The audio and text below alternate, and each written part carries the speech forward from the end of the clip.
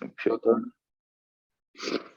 Okay, so yeah, so as Roland said there, just for I guess it's mostly for the recording quality, if you can mute yourselves. But at any point, if you do want to put a hand up, ask a question, or unmute yourselves and shout out, do. I really don't mind.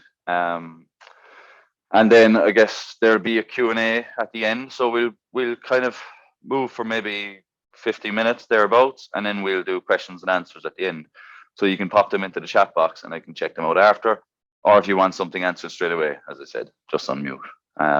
So yeah, so the run out of today, we will start off with a bit of theory. So hopefully you're fresh and you've had your coffees and everything. And the idea behind that is we really want to get our principles first.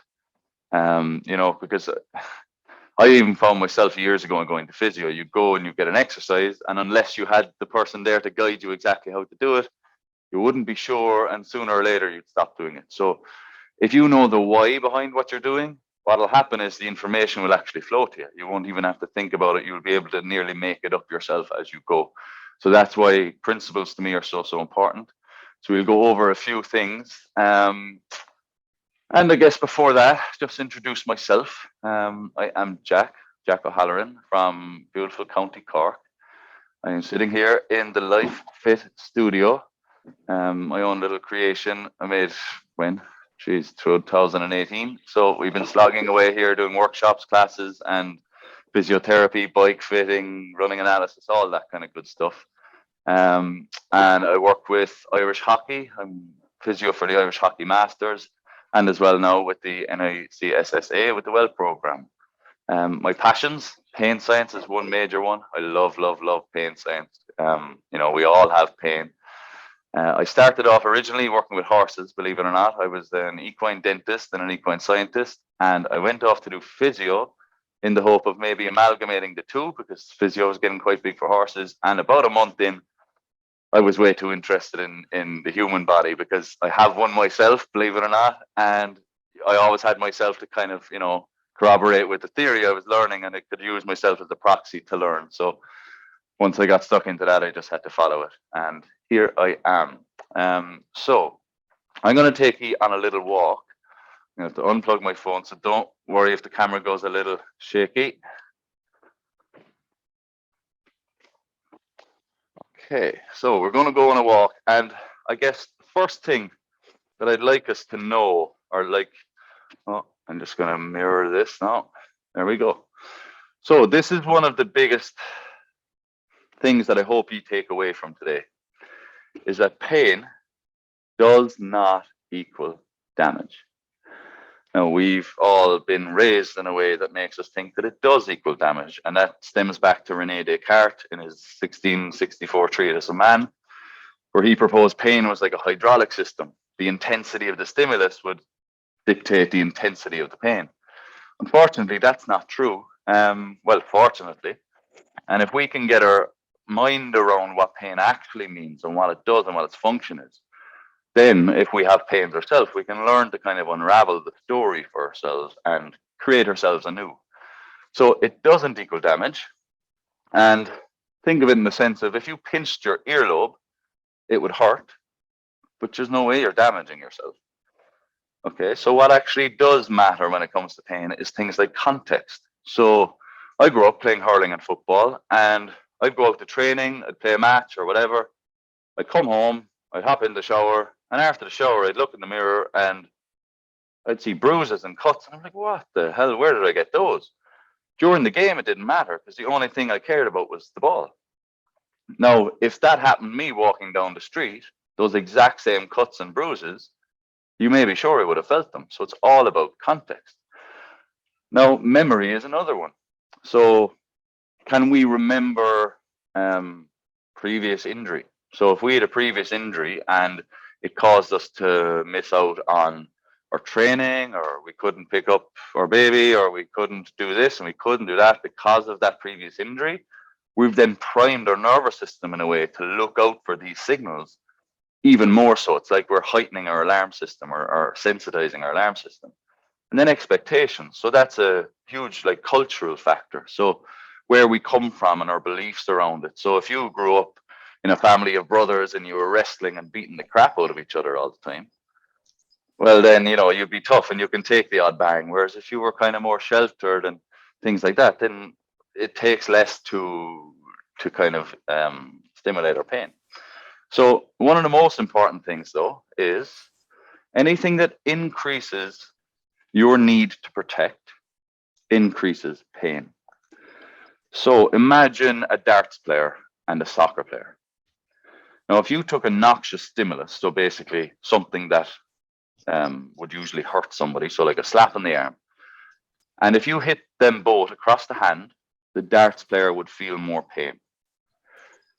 Now, if you hit them across the foot, the soccer player would feel more pain. That's because the soccer player needs his foot for his career and his livelihood and his social circles, his sense of self and all of that. Whereas the darts player, obviously, it's with the hand. So when you're considering any area belonging to you that maybe have caused you trouble and pain, is ask yourself, how important is that area for you, and how thrown out of your own sense of self would you be if that area was all of a sudden gone? Okay, so really that is it's probably very different to what you've heard before, but once you can get a grasp of that and use that as one of your principal foundations, well, then really things will start to change beyond that. I'm going to take you on a slight little walk up here and something that is known as the zone of proximal development. So the zone of proximal development is meaning that you've often heard the phrase, what doesn't kill you makes you stronger. When you go to the gym and you work out, you're intentionally stressing yourself out. And when we face stress and we learn to deal with it, we get better. But if we're constantly going to the gym and we're 8, 9, 10 out of 10 pushing ourselves, our nervous system will break down, our body will break down. If we're constantly here, 1, 2 out of 10, and it's so easy, we'll just get demotivated. We won't create any adaptations within our tissues and we won't get anywhere. So here, somewhere between 3 and 7 is really where we want to be. And the thing is, my 3 for any given exercise might be your 8, or it might be your 1. So this is really about bringing it personal, bringing it inward. So this is all about us. We have to be selfish when it comes to our own exercise and get in tune with our own body. There's a saying, comparison is the thief of joy. And in today's Instagram world, we're all kind of wanting to be somebody else but ourselves, and we don't feel enough. So it's about really just recognizing where we're at and learning to be kind with us. So as we are voluntarily facing a stress, so I'm going to just bring you back. So say we're here, right? And we have pain. I tore my hamstring 3 years ago, or I'd whiplash 10 years ago, and it's still at me. Well, we know pain doesn't equal damage. So that tissue from the whiplash has long since healed. Like long since. It probably healed after 6 weeks, yet we still have pain 10 years later. Likely because we didn't gradually face stress in this zone. So what we want to do is we want to find our zone within a stress that stresses the painful tissues. And then as we're there, we aim to decrease fear and increase trust and confidence. Okay? So the nervous system, again, think of it like you have 2 people within you.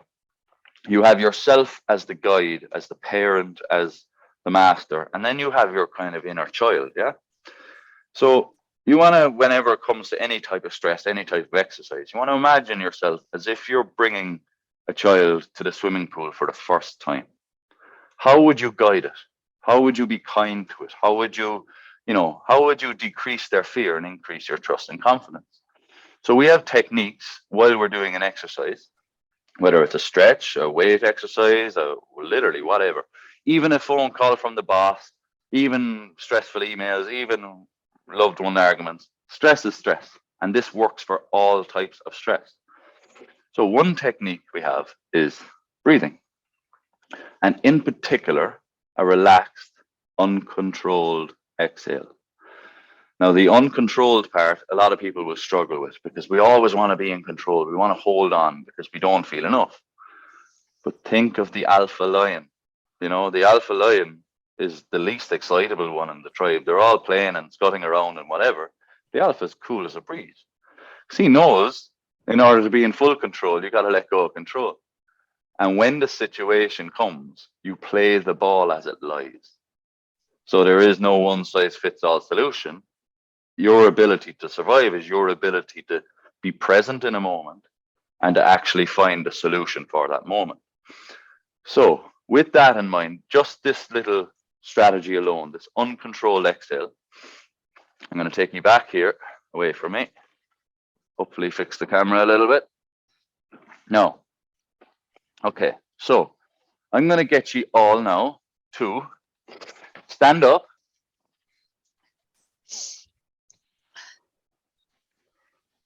And we are going to give a stretch to our hamstring, okay? Now, if you have an issue with your hamstring or that's uncomfortable for you, just find any other type of stretch. It really doesn't matter. This works for cold water. So if you jump into the Irish Sea or you turn the water to cold at the end of your shower, this works, okay? So all I'm going to do for this stretch is I'm going to place my right foot in front of my left foot. So like a tandem stance. I'm just going to turn this down just another little bit. So you can see my feet. Okay. So right foot in front of left. I'm going to keep this leg straight as I bend the back leg and sit into the back leg, straightening out and then leaning down along this right leg. Now I want you to bring that stretch to a 3 to 7 out of 10. Okay, anywhere between there, 5, 6, 7, doesn't matter. And when you're there, take a big breath in and then just let it go. I don't want you to hold on to it, or I don't want you to purse your lips, or I don't want you to control it. If the exhale takes half a second or 10 seconds, let it do it at once. And another breath. No. And one more breath. And what you're probably noticing already by now is that number you started with has decreased. You're no longer at that 7. And what that allows you to do now is that allows you to go further into the stressful space. So you are now conquering new ground for your nervous system. You're building trust and confidence. So here, I was originally a 7. Big breath in, let it go. So all I'm doing is I'm reminding myself I am safe. I'm happy. I'm healthy. I'm strong. I've got this. I'm in control because I let go of control. And now I'm here. I know I'm here. I hope that makes sense. See, you can do it in many ways. So you can do it by poking into a muscle. So say poking in your forearm, finding a sore spot. You'd have a sore spot on your writing hand or typing hand in particular, somewhere around here. Poking in there, find a 3 to 7 out of 10. Big breath in. Let it go. And that number decreases. As that number decreases, it'll eventually leave your zone of proximal development and go to where it's too comfortable. So then you increase the stress and increase the stress. So I hope every one of you felt that for yourselves and that you know that that strategy now belongs to you, no matter what stress you're under. One more thing, I guess, on the breath, and this helps, is diaphragm if possible, but we'll get in more to that later on, how that's very important for the spine and things like that. Another technique is peripheral vision. So we've often heard the phrase, when we get stressed, we get tunnel vision. So if we're getting chased by a bear in the woods, we don't want to see 10 ways out. We need to see one way out and we need to go quick. That's the way we're wired. So when we get stressed, our vision literally narrows. But the beauty of the brain is often it kind of can work both ways, that if we're stressed and we intentionally widen our vision, well, then that'll actually decrease our stress response. Now, and I'm going to draw something up later for you and I'll show it for you. I just had it rubbed out there the other day. I only now realized it, of course. So peripheral vision is a great one and a really good one to actually practice, but I'll show you a technique for that later. The other one is positive inner dialogue. Again, you're taking that child to the pool. What are you telling them? You're telling them, oh, I don't know, you're going to come back out of this pool and, oh, you're very weak for swimming and, this could go either way. Are you saying, I am safe, or you are safe, you're strong, I'm healthy, I'm reaching that next level. So whilst you're facing any stress, again, phone calls, cold water, hamstring stretches, running the last mile of your marathon, whatever. You want to constantly be keeping it, keeping your focus inwards. You got this. It's not about that external stimulus. The external stimulus doesn't matter, really doesn't. No. So another little diagram for you is, as we increase the stress here on our scale of 1 to 10, we aim to increase the trust. And then that inadvertently brings the stress down, which allows us to face more and more and conquer more and more new ground. Okay, so I hope all of that makes sense to you. I'm going to take you back here now, and I'm going to chat to you a little bit about how you can really start to take control of your mobility, of your body, and really start to get in tune, okay? So there's a question I'd like you to start asking yourselves whenever you're doing any type of exercise or any stress. Again, cold water showers, phone calls with the boss, whatever, is, what am I feeling? Where am I feeling it? Now, that's not to say that it needs to be a good feeling or a bad feeling, because again, the alpha line doesn't care. We're not trying to control it. But what am I feeling? Where am I feeling? So say we're doing exercise and I feel, okay, my left hamstring is not as happy as my right hamstring. That's not bad news. That's brilliant news. I can use that information to guide my next practice. So, I don't know, say you're out golfing and your right shoulder isn't quite as happy as your left shoulder. Instead of saying, oh no, I have a problem, and oh Jesus, should I get that figured out because my mother had that problem years ago, and we get into the expectations and all of this. We say, no, that's great information. I just need to focus a little bit more on that. I need to give it some stress in my 3 to 7 out of 10, whilst I increase my trust and confidence. Yeah? You with me on that? So, again, whatever stress you're doing, okay? So the next little thing I want to talk to you about is habits. Habits. And that is to say that, we're there and we're working 9 to 5, and we might get an hour in the gym and might get out for a walk. But it's really hard to find time to look after your body. Yeah, like if I said to you, give me 10 hours in the next week to do exercise, you'd be like, not a chance. It's not possible. But you're already spending 24 hours a day doing something. And when we're doing anything, whether we're in cooking, making a cup of tea, brushing our teeth, watching TV, we can do that one task in a multitude of ways. So there's a phrase, many ways to skin a cat. So say, for example, you watch an hour of TV a day. That's just your hobby, that's your habit, whatever. Cool. If you were to sit on the floor for 15 minutes of that hour every day, that adds up to 91 and a quarter hours of hip mobility a year. Say you brush your teeth. How long does it take you to brush your teeth? Some people take ages, some people don't. Let's say it's 5 minutes a day. That's 35 minutes a week where you could be practicing single leg balance, where, you could be practicing hip hinging or something. Yeah. So literally anything. You can get creative. You can use yesterday's practice and the problems you found from yesterday's practice, incorporate them into tomorrow's habits, and you're really starting to get the juices flowing. Yeah. So that's something to really be aware of. And a good thing to do is maybe journal and say, okay, what are 3 tasks I do every day? Okay, I'm going to come up with, for the next week, a different way to do it each day. And gradually, as you do that, you can then base it off, as I said, yesterday's practice. And you say, yesterday I found when I was brushing my teeth, doing my balance, I was very wobbly on my left leg, but fine on my right. So what does that mean? When you brush your teeth tomorrow, spend it on your left leg. Yeah. Another simple thing you've noticed already, I have my shoes off. Yeah. So a lot of you are working from home, and if you're 8 hours on a desk or from home, or you're on the phone or whatever, is to change up what you're doing. So I'm going to talk to you a bit as to why the feet are so important. And we spend so long in shoes, and shoes are like little foot coffins. They're cushioned. They really dampen and suppress information to the nervous system. So from one angle, again, I'm going to get you all to stand up. And this will, so whether you have your shoes off or not, I'd encourage you to take them off if you can, if it's socially acceptable for you. So I'll give you a second just to stand up. I can't see you, so I'll just give you about 8 more seconds.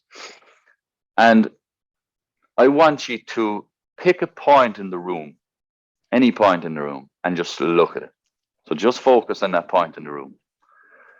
And then I want you to just stand on one leg. Now, if your balance is way off and you need something nearby to hold, by all means do. But I just want you to balance on one leg. So take one foot off the ground as you're looking at that place. Now, again, ask yourself the question, what am I feeling? Where am I feeling it? So you might notice some wobbling in your ankle. Okay. Now I want you to close your eyes.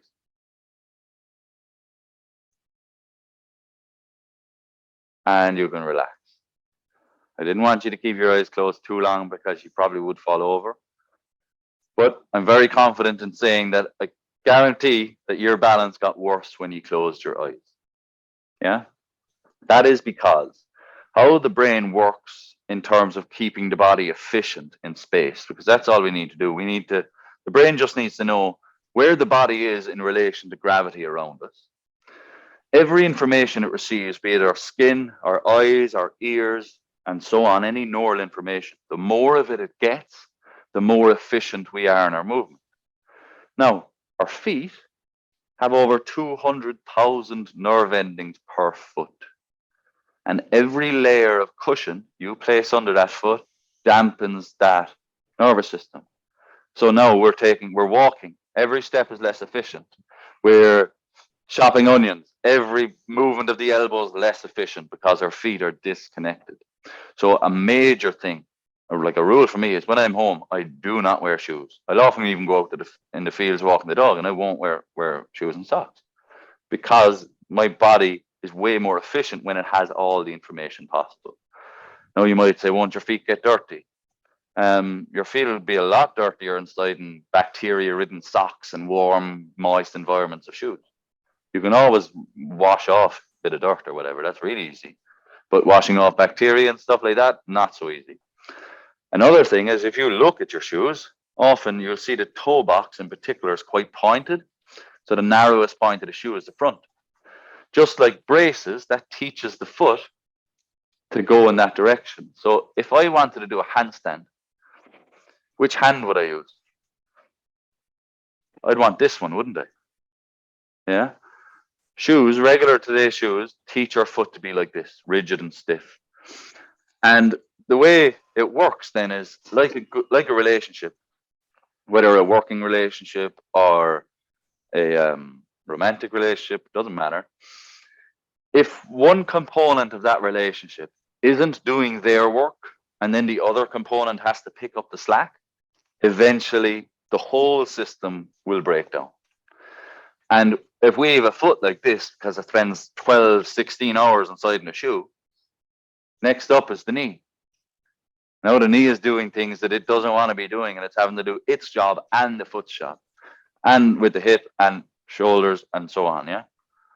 So really what you want to do with your body is you want to teach each joint to take up its own workload, to really look at each joint and say, okay, I want to give you all of the nutrients, all of the nourishment you need to be your best self so that you're not draining on the system. Yeah. And then we can just go through and we ask the question, if you want to love something, you have to understand it. You can't just force love on something. You have to actually understand it and then give it what it wants. You have to see it for what it is. You have to hear it for what it is. So the foot, 26 bones, 33 joints. It's supposed to be able to move just like our hand can and all that kind of ways. Now, how do our habits help this kind of a foot? Certainly wearing shoes all day long doesn't really help that. Okay, next one up I'm going to talk about is the hip. The hip can flex, it can externally rotate, internally rotate, it can extend, it can combine all of those movements, yeah? Loads of combinations of movements. Yet, what do we do? I'm just going to run off screen for a second. grab a prop. We spend maybe 8 hours a day, maybe more, maybe less. We spend here with our arse asleep under cushions and with our hips in 90 degrees of flexion. If we're driving, if we're sitting down watching TV, or if we're sitting at our desk, this is all we're teaching our hips. So it gets really good at this, but terrible at everything else it does. So now if I'm really good at flexion, what I'm really poor at, most likely, is extension. If I'm poor at extension through the hip, what do you think will take up the slack? Our low back. So now our low back has to do our extension.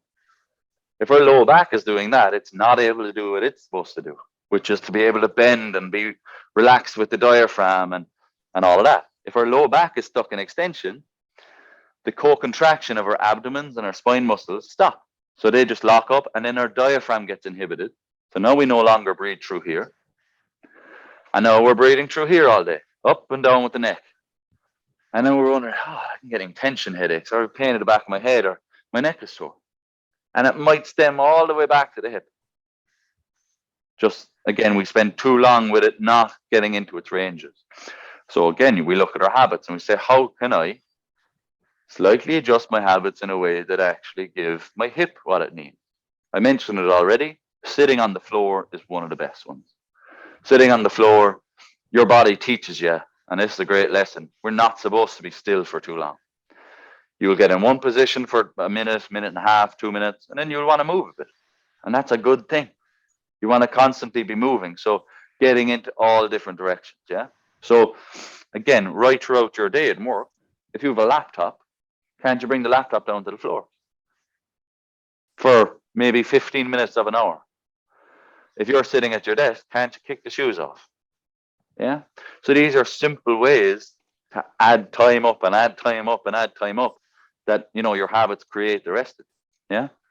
Now there's one thing I want to kind of cover again in relation to pain.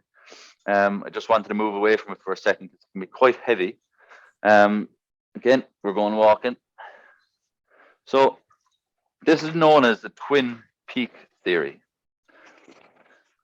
So I want you to think of this, right? So as we increase load, so loading, say we're adding weights or we're adding miles to our runs or whatever, we come up here and we have two lines. We have P represents pain and TT represents tissue tolerance.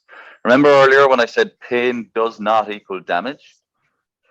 That's because, like, what is the point of getting pain after damage? I mean, that's just sadism. That's just cruelty. Pain is there to warn us of damage. It's there to say damage is about to occur. Okay, so here we are, normal situation today, no injury. And we go out for a run and we put too much load and we get an injury. So we break down our tissue tolerance, say. So I tear my hamstring. Now, as time goes by, this is what often happens to people who don't have a good understanding of all of the things I'm talking about, is the pain line drops and the tissue tolerance line stays around the same. Now, what's marked in green is known as the buffer zone. That's that little cushion that we have. That's like our inner kind of knowing, our inner understanding of the difference between pain and actual damage that our nervous system is happy with. A really unconfident and mistrusting nervous system looks like this. So say again, we tear our hamstring here and 3 months have gone by. But what happened in that 3 months? Maybe maybe our social life is affected. So we couldn't go for our walks with the girls, or we couldn't go and play our sport. Maybe our sense of self. We don't feel ourselves anymore because I can't get out and about and do my things. I can't lift the peanut butter up to the shelf anymore because my shoulder's too sore. Or whatever. Yeah. Meaningful tasks. So maybe I can't lift my baby up anymore. I've had 3 months of barely being able to look after my infant. Again, missing training and so on. So all of that, leads back to this, that memory. So now we're facing stimulus again, and this time our nervous system is like, no, I don't want to deal with all that stuff anymore. Here is pain to get you stop doing what you're doing. So then that increases that buffer zone. We want to learn to decrease it. We do that again by voluntarily facing stress in this zone. And whilst we're facing the stress, we aim to increase our trust. And we do that via positive inner dialogue, peripheral vision, uncontrolled exhales. And there are other techniques, but this is absolutely loads to take in for today. Okay? So hope that picture now is starting to build for you. As I was speaking of the habits, that's just a way to really get things flowing because it's so hard to find time to actually do all of this. Yeah. If you're trying to pick a specific half an hour a week to train properly. Now, that's not to say that we don't do that as well. You know, we do actually want to do specific training, but we're never going to get the same amount of time with that stuff than we do by, you know, our 24 hours a day kind of stuff. So we now have, we're 10:33. So I'm going to get you now, if you haven't already, I'm going to get you to kick off your shoes and socks.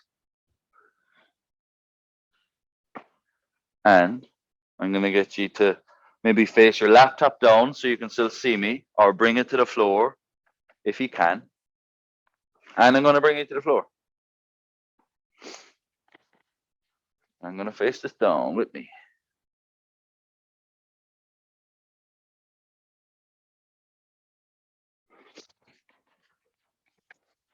I'll give you a minute. Now, if you have to remain in your chair, that is absolutely okay. I'll show you kind of some of this stuff in a chair as well, just to kind of give you an idea of it. Okay, so again, I'm going to give you another few seconds. I can't hear or see, so I don't know how far along you are. I mentioned about the hip, how we spend so long in flexion and little time in external rotation, internal rotation, abduction, adduction, combinations of all of them, and so on. So I'm just going to show you a little bit of, you know, routine we can do from this position. So we're working away, sending emails or doing whatever. I can have my laptop here. Yeah, so now in this position, feet crossed, both legs are in external rotation. Now, right now, for some of you, if you're not used to this, you might be feeling, oh my God, my body is not feeling safe. I don't trust this, or I'm not confident in this. So again, ask the question, if you are there, what am I feeling? Where am I feeling? Focus in that area. Tell yourself, I am happy, I am healthy, I am strong, I am hitting that next level. Big breath in. Let it go. Widen your field of vision. Yeah. Again, so whilst you're in this stressful space, you're trying to really, you know, you're holding your own hand into that shallow end of the swimming pool, armbands on, the whole shebang. And it's all about feeling safe, building confidence. We're not going down to the harbor on a boat way out into the Irish Ocean and dropping you into the deep end, okay? So, and if you feel I'm pushing it too much in this particular moment, again, try to find your own 3 to 7. Your 3 to 7 is your 3 to 7. And you take ownership for that. Don't let me or anybody else force you out of that. Okay? So, legs crossed. This is a way to spend an external rotation. Really good. Simple, right?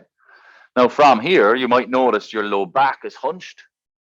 So, there's a good example of how a decreased range in the hips is forcing your back to work more. So, maybe you can start working on straightening out your low back. Please, that go back to what it can do, yeah? The hips are always a great indicator of maybe why we do have back issues. So I'll show you another one. This is known as the 90-90. So effectively, I'm just leaving both legs kind of off to the side. I'm going to get the back leg kind of parallel with my chest, get it back, and the front leg straight out in front of me. Now my knee goes to 90 degrees and my other knee goes to 90 degrees.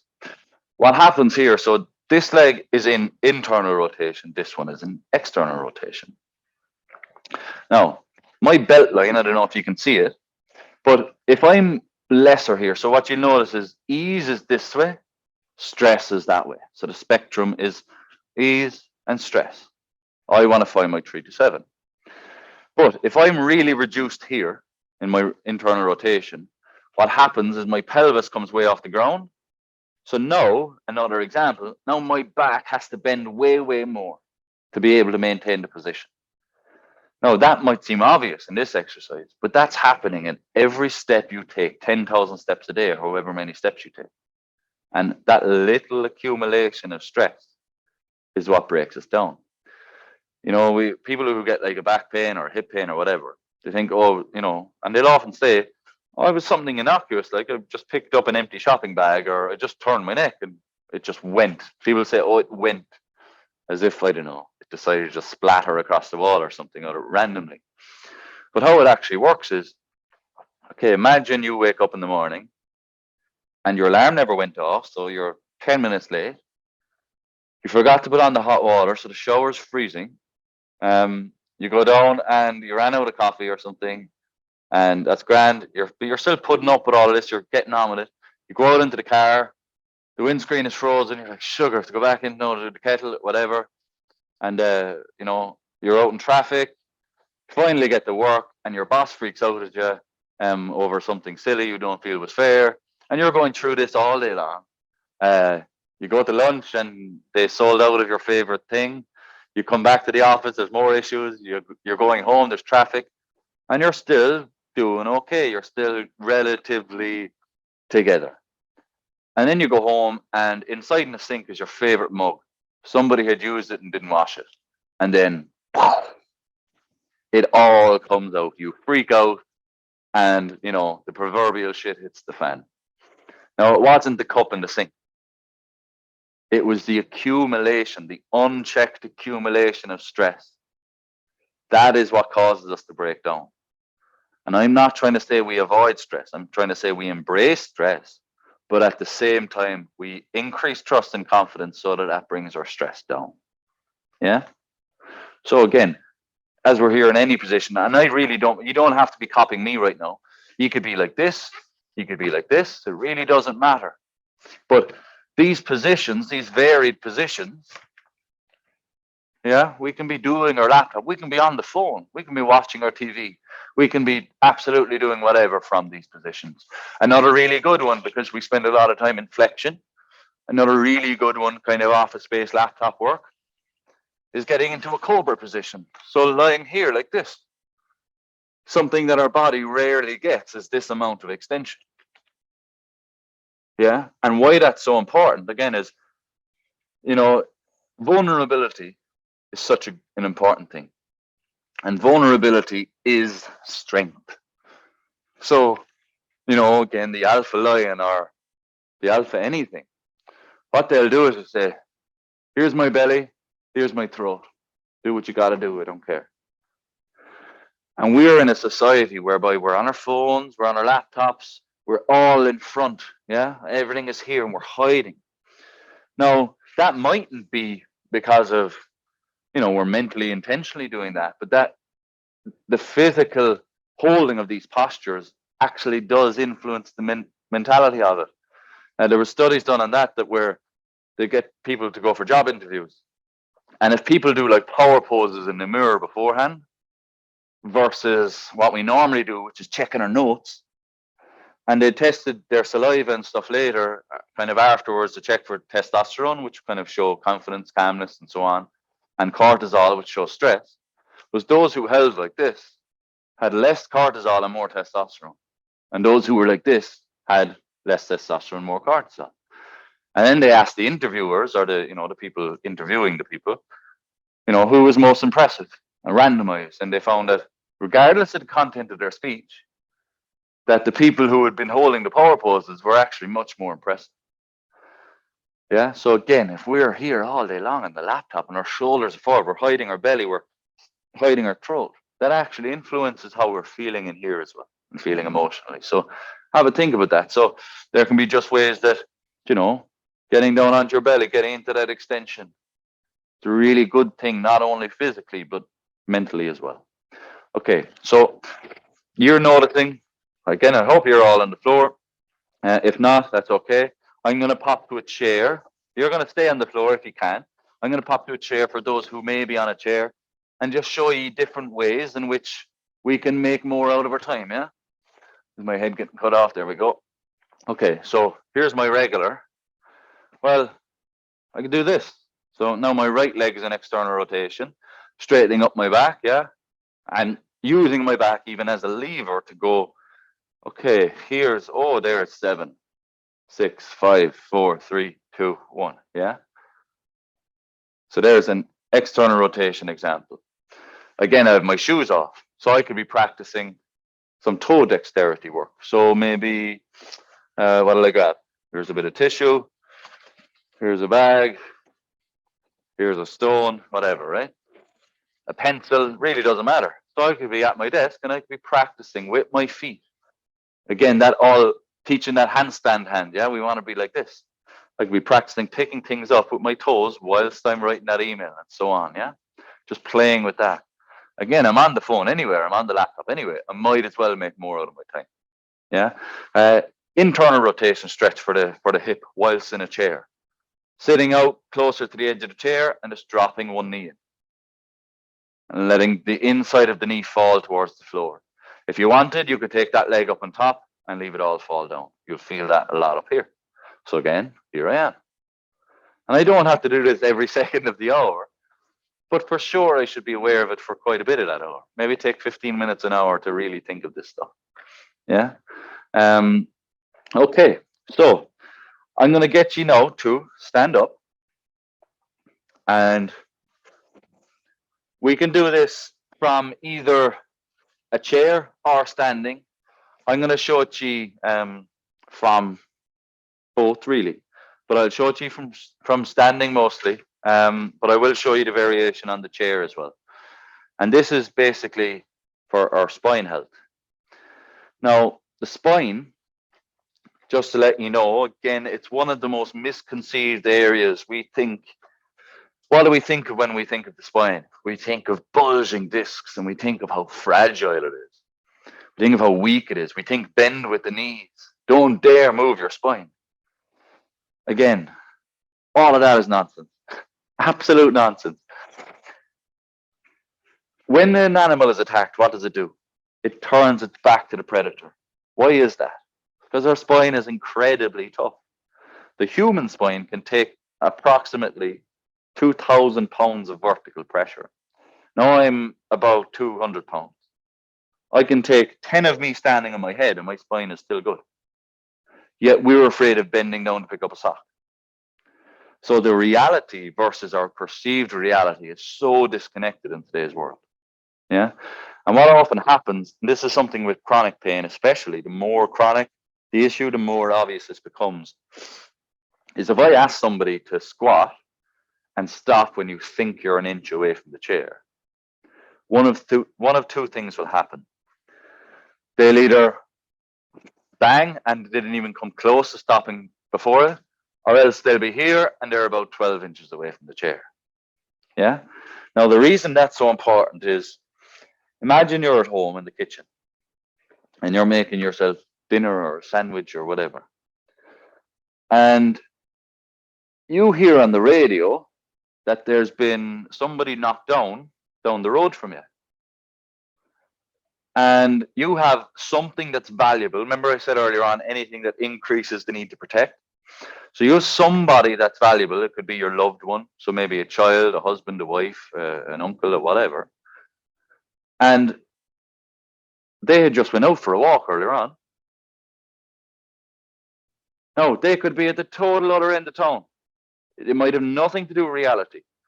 But because you don't know where the valuable thing is in time and space, all of a sudden you're listening to that radio, you're starting to get anxious. Your heartbeat starts going. Your breath gets shallow. Tension builds in your arms and you start to get worried. Now, what if they didn't go for a walk? What if they were sitting in the sitting room? Would you think, well, you probably would still be sad or whatever, that maybe it's a neighbor or something got knocked down, but you wouldn't have the same physiological stress response. So when you know exactly where the valuable thing is in space, your chances of overreacting to stimuli is way, way less. And that just means that we're not making worse a situation. We're not making a situation any worse than we need to. Now, the spine, and how to relate that to the spine, is we have vertebrae, disc, vertebrae, disc, vertebrae, disc. The disc is like a bit of jelly, right? And that's that sponge that actually allows our spine to bend. Yeah. But we don't really, very few of us have a practice of being totally aware of each single vertebrae. And when we go to bend, it kind of moves in segments, kind of chunks. And like we've so little awareness of being able to articulate certain parts, right? Now in the spine, we have flexion, we have extension, we have rotation, we have side bending, and then we have sidewards translation and anterior posterior translation. And then all of those combine as well. So maybe I'm in flexion and rotation and gliding. Yeah. We can combine. So while I'm on the phone talking to some client or whatever, I could be doing some gliding, targeting a specific area that I learned after yesterday's practice wasn't quite as connected as I'd hope it would be. Yeah. So we're going to do what's known as I call it a domino exercise. So I want you to imagine like a sequence of dominoes, starting from the top, the first vertebrae right up close to the head. We're going to bend down into a forward roll, okay? Now, I'll show this on the chair as well in a second, so if you really want to do it from the chair, if you're not confident, that's absolutely okay. You can wait for me to show it there. So if you want, just soften your knees just to take the hamstrings away a little bit. And we're just going to try and roll all the way down to the ground, domino by domino by domino by domino. And again, ask the question, what am I feeling? Where am I feeling? So I start with my head. Then it comes to my lower neck, the top of my thoracic spine, my shoulders start to come forward. And I'm trying to really be aware, domino by domino. Do I notice any areas that are moving as a big unit instead of domino by domino? If I do, that's okay. I'll focus on that area later on. And we just keep going, domino by domino by domino by domino by domino, all the way. Now, when we get to the bottom, we want to come up, but this time, the bottom domino is the first one to extend. So the last part to lift up this time is our head. So we're extending right from the bottom all the way up. Again, all I'm doing is I'm practicing the art of knowing where my spine is in space. Yeah. I'm going to get you to do another one, and I'm going to show it from the chair, okay? So if you want to pop the chair, do, or if you want to do it standing, do. So to do it from the chair, you pop basically right out to the edge, just so you give yourself space. Let your knees out wide. And the one thing is just don't have your arms resting on your legs, because they'll stop you. And again, domino by domino. So you just start here.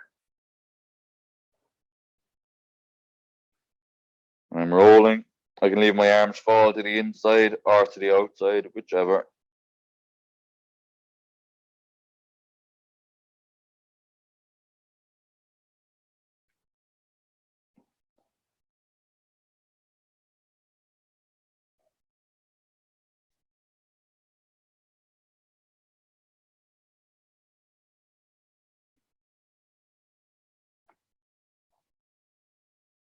Now, when you get to the bottom as well, I mean, you can add in swaying, you can turn to the side, you can do various things as well. And then we try to come up from the bottom.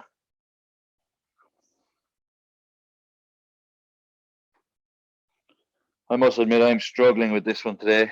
I've had a bit of a cough all week. And I went and played soccer last night, so my whole entire rib cage and everything is quite tense at the moment. And it's not letting me, but that's okay. Do you know?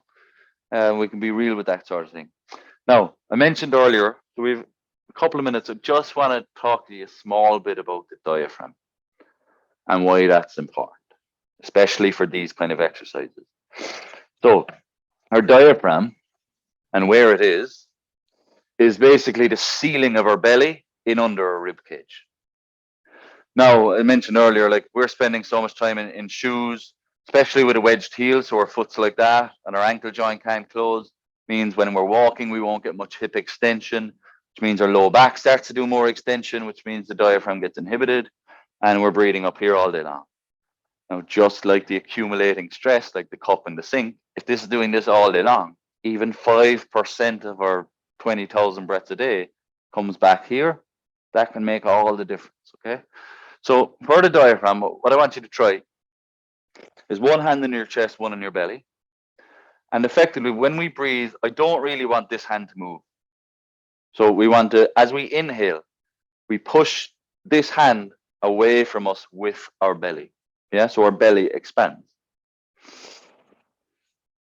And then as we exhale, we just let it go.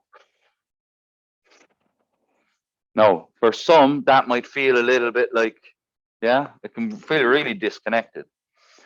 So the most basic way of doing it, the way that gravity will nearly force you to breathe with your diaphragm, is get 3 to 4 pillows. I'm just going to grab them now. Or a step or anything like that, but 3 to 4 pillows is good. And this is a great habit to do whilst you're lying in bed and you're reading your book. You could be totally doing it in this position. So 3 to 4 pillows under your bum, and you lie back. Now what that does is that no longer so basically, because your rib cage has been taken away from gravity, these guys no longer have to lift it. So naturally, as you breathe, you'll feel your belly lift to the ceiling. So as I lie back, as I inhale, and as I let go. So this is the most baby step way to do it. As you're doing it, again, what am I feeling? Where am I feeling it? Because if you're maybe disconnected, you can't recognize, like, where is it? What the hell is moving? So you're constantly trying to bring attention to it. Oh, there it is. Oh, there it is. Oh, there it is. You can place your hands on your belly, give some resistance. You might feel it more. Get a bag of rice or a bag of potatoes or something and put a bit of weight on your belly, and that can help feel it more. But if you lie like that, you're reading anyway. So you can be reading like this for 2 minutes, say, or whatever, or you're going to bed or you're getting up in the morning. Just get in like that for a couple of minutes because you're already there. That'll really start to help you develop the awareness. Once you develop the awareness, you can then begin to do it voluntarily. And once you gain a master of the voluntary, then eventually it becomes habit. So now you're going into the shops and you're walking, around the day or whatever. Now maybe 10% of your breathing is happening here. So that relieves up here an awful lot. Yeah. I'm going to show you why it's so important when it comes to the spine is when we breathe with our diaphragm, what happens is all of our abdominal muscles and our spine muscles, they contract as we inhale. And as we exhale, they release. So that creates the yin yang, that kind of a co-contraction, that flow within the body, that then the rest of the spine can learn to flow with that. Just like it's supposed to be able to do. Yeah, our spine is supposed to be able to bend and twist and do all this beautiful stuff. Yeah. When we're not breathing with our diaphragm, we're breathing up here. All of this just locks in contraction and it just stiffens and disconnects. So effectively, it's like a kink in our holes. And if you think of like a good boxer, a good golfer, a good punch, you don't need a big arm for a good punch. What you need for a good punch is you need to be able to transfer energy from your foot right throughout your body and through. Yeah. So it's about transferring energy right throughout your hose pipe as such. When we're not breathing through here and we're stuck through here, we're kinking that system. Yeah. And then we might be golfing or whatever, and we're getting an awful lot of upper back rotation, nothing happening maybe through the hips, and our foot's locked. So it's kind of boom, boom, boom. As opposed to think of the best of the best. They make it look effortless. It's like a flowing dance. So think of the best soccer players, cricket players, whatever. It's like flow. And that's because they're able to transfer that energy from one end to the other, yeah? The diaphragm is vital for that. Now, to show what it looks like in a back bend, maybe you'll go here. Now, look out for 2 things. So look for the distance between my hand on the floor, particularly when I exhale. And see what happens. So the stress in this instance is gravity wants to fold me in half. The only thing stopping that from happening is my own nervous system.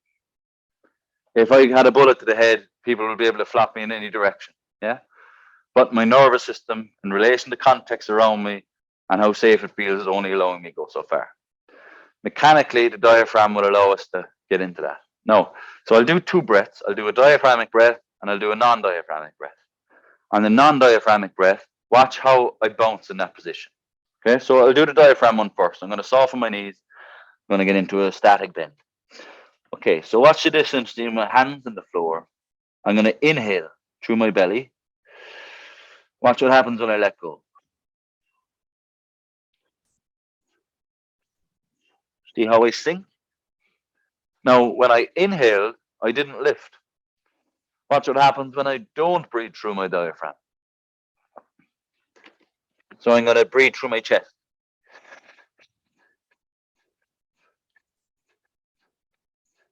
Notice how I'm lifting and I'm not really dropping any further.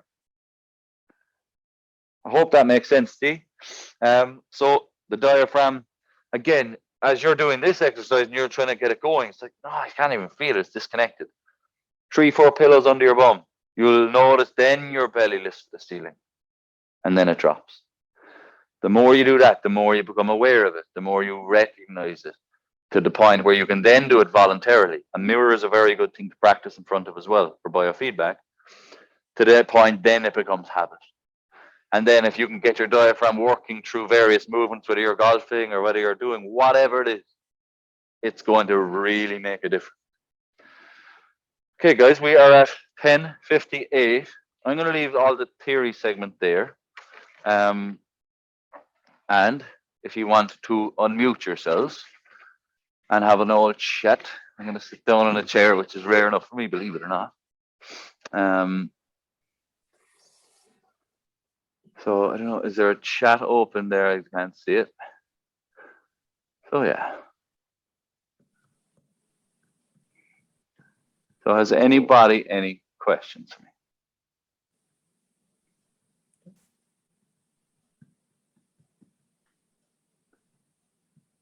Do you have any exercise for lower back pain? And I get what you say about earlier on, but specifically to strengthen the lower back? Specifically to strengthen the lower back. Yeah, I wouldn't worry about strength so much. Again, if strength is the motive, then what that's communicating to us is that the back must be weak. The back isn't weak. The back is likely under that kind of a, mug in the sink situation. It's probably working too much. And or the diaphragm isn't working at all. So the best things you can do for low back pain is get the hip to start doing its job. That means you need to vary up the work in the hip, particularly hip extension. That's a big one. So working on opening the hip flexors and then getting the diaphragm going. They're the two most important things with low back pain. But all at your 3 to 7 out of 10. Yeah. Strength wise, like we have more than enough strength in our back. Our back is not weak. It really isn't. If it feels inhibited or if it feels weak, what that is, and this is the same reason why a mother can lift a car off a baby, is strength has very little to do with the size of a muscle. Strength is all about how much the brain wants to send signal to that because of how important the context is. So, and we can do this, like I can do this with people. I can't do it now with she. But say I get somebody's arm like this and I say, don't let me drop your arm. Okay? And they're here and they're strong. And then I just come in and I just tickle them here just a little bit and I do it. And the arm falls. Why? It's because I threaten the nervous system. Here's danger. What does the nervous system want to do? It wants to hide that then. So anything that keeps it here is now weak. So the only reason an area in us is weak is because the nervous system wants it that way, because it feels safer that way. So what you need to do is not worry about strength. Strong enough. Strength depends on how much signal the brain wants to send it. You need to work on increasing trust and confidence, firstly. So that's by stimulating it. Now, bending, doing like a forward roll might be too much. Maybe that's an 8 out of 10. So that's okay. Maybe instead, close your eyes and imagine doing it. That's also stimulus. The body follows what the brain tells it. It's like if you close your eyes and imagine biting a lemon and how, you feel it swashing around your mouth, you actually feel your mouth start to salivate. So your physiology follows what your brain tells it. Yeah. But in terms of exercises, the most important things to work on for low back is work on hip extension and all types of rotation around the hips as well. So like sitting on the floor as much as you can. getting barefoot more often as well, because that usually influences the behavior of the hip, and then getting that diaphragm going. If you're totally disconnected from the diaphragm, get a couple of pillows just to start kind of getting that awareness. But beyond that, that's probably loads to start with. Does that help? Yeah, yeah. No, just tensoring said under stress, sometimes people's back goes. But I mean, I could be out, moving barrels of stones all day long, and it wouldn't bother me. And I could come in, and another day, totally unrelated, and back. Just what you said earlier, it'll go like that. Now, you might say that this stress building up. I don't know, but it just does. It's so unpredictable. Yeah, yeah. So. And it can be unpredictable. Like, I suffered a lot with my back when I was young, and like, I worked in construction from the age of 12. Every summer break I had, every half day and a Wednesday and everything, I worked like building and paving and all this kind of stuff. And most often it was something innocuous. I remember one day the dog kind of ran in the front door, which they shouldn't have been. They should have been out the back. And I was holding an empty plastic bag, and I just turned, and my back went as such. Yeah. So it's not this kind of a intensity of the stimulus equals intensity of the pain, but this is a multifactorial thing. So how did we sleep? Have we been eating good? What's going on in the rest of our lives? Have we something coming up that we really need our back for? So maybe it's leading up to Christmas and bills are going to go through the roof. So now the need for me to have my back healthy and strong is even higher, which means now I'm increasing that alarm system to look out for any signal. And as soon as that alarm system recognizes something that threatens our survival, it will give you pain. And yeah, it doesn't seem like a clever idea, but it's a lot better than giving us pain after damage. Yeah, so like, we really have to tap in. Okay, what is going on for me?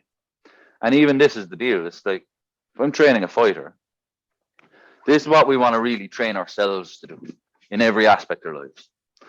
Is I'm going to beat you. I'm going to beat you. I'm still going to beat you. And what we often forget with an injury is, again, we lose our sense of self. And it's like, okay, chop that leg off. You have a sore knee, chop it off. You're still you. I work with people I taught wheelchair skills, and I work with loads of people, spina bifida, all of this. Some of these are the most happiest, adaptive people in the world.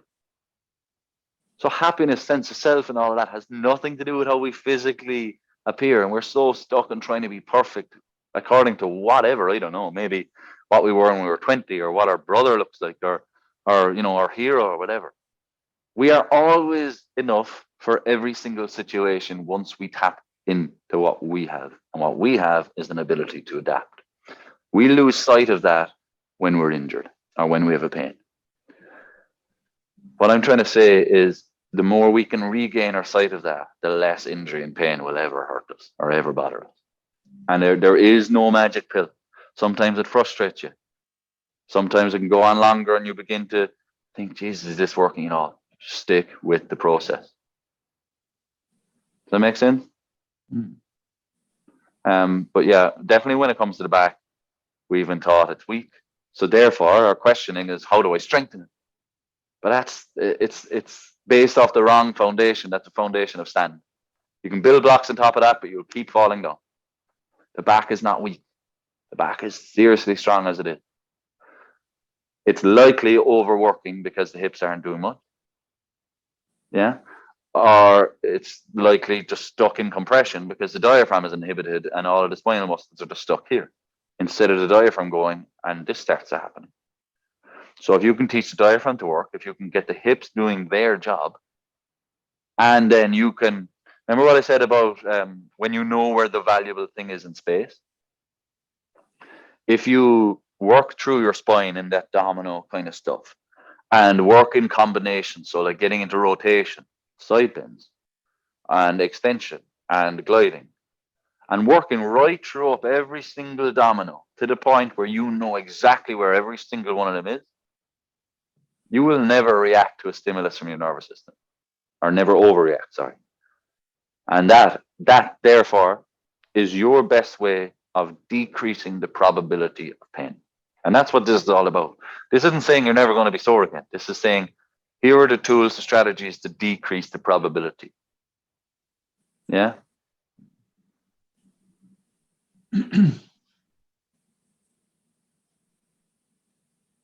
Happy enough? Yep. Mighty. Any other questions?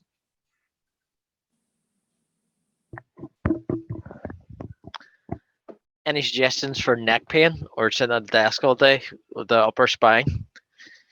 Yeah. So a lot of what I just spoke about. So particularly that diaphragm, because when the diaphragm doesn't work, how our breathing works is this. Now I'm exaggerating a little bit, okay? But we end up doing this. So our traps, our levator scapula, scom, scalenes, all of these neck muscles are having to lift the rib cage up like a master puppeteer. Excuse me. And again, like that cup in the sink at the end of the day, that's a lot of accumulation of stress. And if we can just reduce that by maybe that cup or maybe that one traffic light or whatever, that might be enough not to cause the symptom. So if we can get 5% of our breathing through a diaphragm a day, or 10% or more, we're reducing all of that. So that's one major help for any neck pain, is look at our breathing pattern, because we're likely doing this neck breathing, yeah? Now, another thing, if you are stuck at the desk for quite a long period, you're stuck in traffic, a really good technique is, and this is known as finding neutral. So in any movement, you have all the way one way, all the way the other. Yeah. So with my neck, I have all the way into flexion, all the way into extension, or rotation, whatever. Or with my bicep, all the way that way, all the way that way. Yeah. And so a good one for a neck, and this is like a postural setting. Now, again, it's not to say that you have to hold this posture all the time. But if you know you are going to be stuck in a position for a while and you want to get a nice neutral zone without it having to be muscles holding it there, this is known as the clucking chicken. You'll see why. So what I want to do with my chin is I want to jolt my chin all the way forward, all the way back. And I repeat that, say 3 to 5 times, depending on how long it takes me to be aware of what neutral is. So all the way forward, all the way back, forward, back, forward, back. And then I find the middle out there. Now I'm going to do this. I'm going to hold this position and I'm going to do the same thing with the shoulders. All the way forward, all the way back, all the way forward, all the way back, all the way forward, all the way back. I meet in the middle. And thereabouts, my ear should be in line with my shoulder. Now, this is my neutral zone for my neck and my shoulder. So all of my neck muscles now can relax into that neutral zone. And now I can take my phone calls, my emails, my whatever. Make sense? Yeah. So that's as opposed to what we usually do, which we try to, and then we try to get a good posture. But what's happening is we're holding ourselves through tension in that position. A kind of an all the way forward, all the way back, find the middle exercise allows our body to just settle into it. So that's one really good one. Another one, this works anywhere in the body, but it's really effective for the neck. It's known as a pin and stretch. Okay. So I'm going to show it to you on my bicep because it'll be easier to understand there. Okay. So as the bicep comes short, the tricep is long. Yeah. So the tricep goes short, the bicep goes long. Now, what you want to do is you want to get the target muscle, say the bicep, you want to get it short. Then, using any part of your hand, I can use my finger, use my finger pads, I can use my fist, I can use a pinch, yeah, whatever. I'm going to keep that in the shortened position as I use the lever to lengthen it out. Yeah, so I pin, judo chop, yeah. Now, with the neck, how that might look is I might shorten, pin same with my finger pads, and lengthen, pin, lengthen. Again, all the while, 3 to 7 out of 10. And I can work this whole range. Yeah, I can use a pincher grip, really anything I want here. So that's a nice little kind of or I can even use my shoulder under that. Really, it's just, but one thing with this is you don't want to go into the muscle and be like, yeah, you're not poking kind of like you're tapping concrete. you're wanting to kind of ease into it. You're kind of being soft, push in. So you're pushing in, moving away, or moving away. Yeah.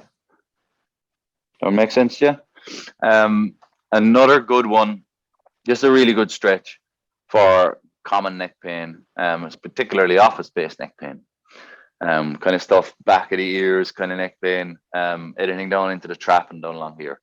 So whilst you're sitting in your chair, now you can do this standing, but one thing to be aware of is you're wanting to keep your shoulders down. So it helps to grab a hold of the legs of the chair or else to sit on your hands. And there's 3 movements to this. The last movement can go one of 2 ways, and depending on your 3 to 7, you mightn't even reach the last movement, and that's okay. So the first one is chin to chest. The next one is we side bend the head. So we're not rotating, we're side bending. Okay, so chin to chest and side bend, but my chin is still tucked in. Now from there, I'll feel a stretch along here, somewhere between 3 and 7. If it's closer to 2 or 3, I can say, okay, I'm going to add in that rotation now. So the rotation is the 3rd step. I'll either rotate down into the same armpit or up to the opposite corner. Yeah, so either down into the same armpit, up to the opposite corner. And that's getting me all along here. Again, what do? Breathe. I open up my peripheral vision. I tell myself, oh, I'm enjoying this new space. I'm happy here. I'm safe here. I'm reaching that next level. Yeah, so I'll go through that one more time. I'll just change angles so you might see it. Again, chin to chest, side bend the head, and then rotate. Yeah, very important that when we tuck the chin and we side bend it, we don't let go of the chin. Yeah, so we want to keep that chin in. Yeah, they're the best things for neck pain. And again, the same thing as the whole spine, domino work, working on kind of combinations. So we're getting used to knowing where each vertebrae is in space. So you might say, okay, I'm going to side bend. I'm going to rotate. I'm going to add some extension. I'm going to do some gliding. Yeah. And you will work right throughout your whole spine like that. That should be like a daily practice, just even for 5 minutes. That help?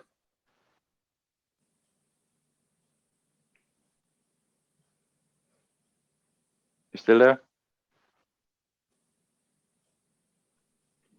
Yeah, thank you. No bother. Anyone else?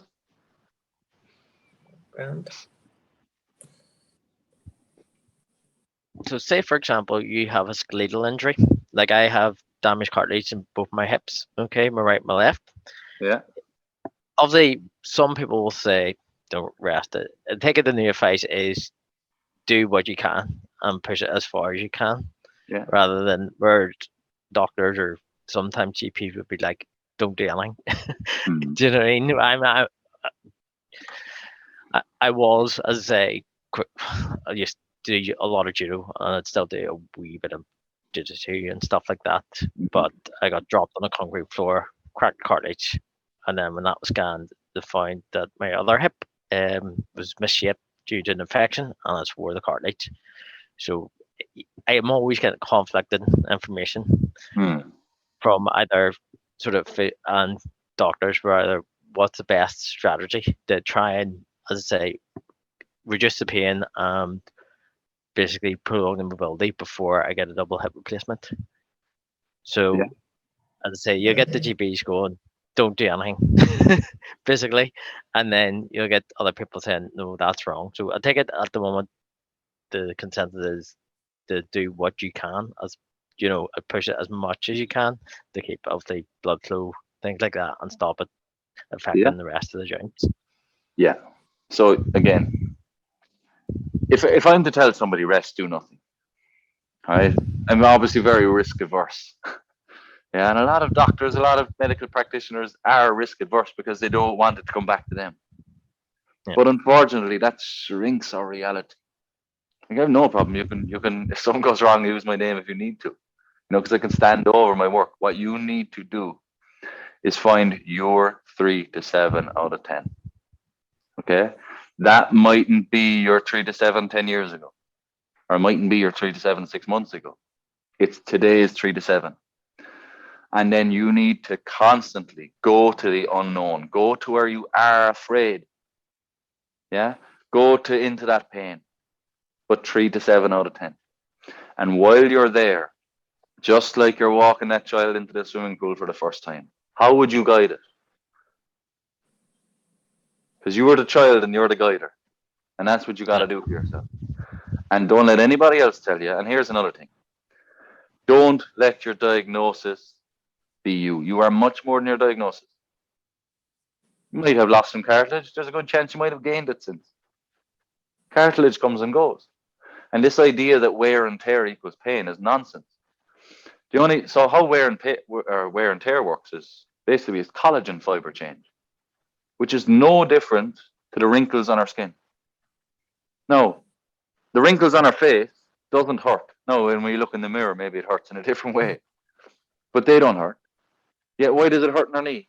It's only because we hold that belief, because we've been told, oh, it's old age or this or that, just because that was an easy thing to say.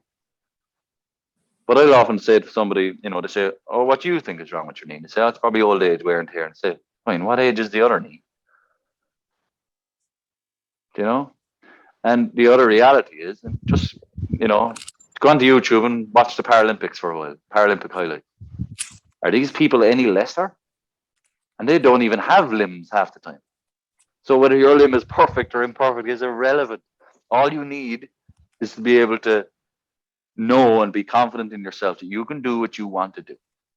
You can challenge yourself in a delicious, engaging, bit between your teeth way. And that mightn't be the same as it was 10 years ago. And that's okay. So here's the thing, is like, if I go to training, so I'm going to use soccer as the example, okay? If I go to soccer training and the trainer says, right, I want you to stand 2 yards away from goal or 3 meters out from goal and shoot for goal. I'm going to score every time. And you know what? I probably won't come back training. Why? Because that was 1 to 2 out of 10. That's boring. If he said, stand on your own goal and shoot for goal, I'd miss probably 10 times out of 10. I'd get frustrated and I probably wouldn't come back to training. But maybe if it said, stand in the halfway line and shoot for goal, and I'm able to get 5 out of 10. Or sorry, not 4 out of 5. Or 9 out of 10 or something like that. To the point where I almost have it. Almost. I want more and I want more and I want more and I want more. That is how you improve at something. That's how that's how you really find anything to be deliciously engaging. And that doesn't matter where you are in that spectrum, whether your 4 or 5 out of 10 is on the halfway line, or maybe it's at the edge of the box. Or maybe for another person, it is 3 meters away from goal. So really, you need to forget about the past, forget about the present. Where you were and where you're going is irrelevant. You need to find out where you know, and then you need to find that zone. And then play with it. Be curious with it. Make mistakes. That's okay. And you wake up some morning and you're a bit sore. You'll be like, instead of being, oh my God, I done too much. I screwed up. No. You've learned something. You use that lesson to guide tomorrow and guide tomorrow and guide tomorrow. And you build and you build and you build and you build and build. Now, one thing that does help, and I know I said just to kind of forget about the future, but how our body works, we're also stuck in the belief that we're genetically determined, and it's absolute nonsense. Yeah, some of us have radical genes, and some of us have things that that we do struggle with. Fine, but by and large, we are adaptive beings. So if I go out shoveling in the garden for a week, I get calluses in my hand. Yeah. Whatever we do, our accumulation of habits equals our physical manifestation. Now, how that works is we have 33,000 genes, but we have 240,000 different proteins. Proteins and the way they're put together equals how we present ourselves, how we are manifest. Now, those 33,000 genes either upregulate or downregulate into those types of proteins. Go away, fly. Okay, they go into those types of proteins. What determines that is the environment our gene spends time in. Okay, I know this is very kind of advanced, but try and stay with me. The environment the genes spend time in. Now, in relation to the body, the cell's environment is the blood. And what influences the environment is chemistry. Now, where does the blood get its chemistry from? A little gland in the brain known as the pineal gland. Okay? Now, it gets it from elsewhere as well, but the main one is our pineal gland. Now we can ask the question, what regulates the behavior of the pineal gland? Emotion. Okay, so the more we emotionally get involved in something, the more we change the chemistry in our blood, which in turn changes how the genes either regulate into a certain type of protein or a different type of protein. So here's something for you to do as a practice. Draw a picture, or even in your mind, of where you want to be, where you want to go, how you want to physically manifest. And then, as you draw that picture in your mind, get emotionally involved in it. So I feel myself playing that judo or whatever, or running that 5K or whatever it is. Your goal is your goal. And my God, does it feel awesome?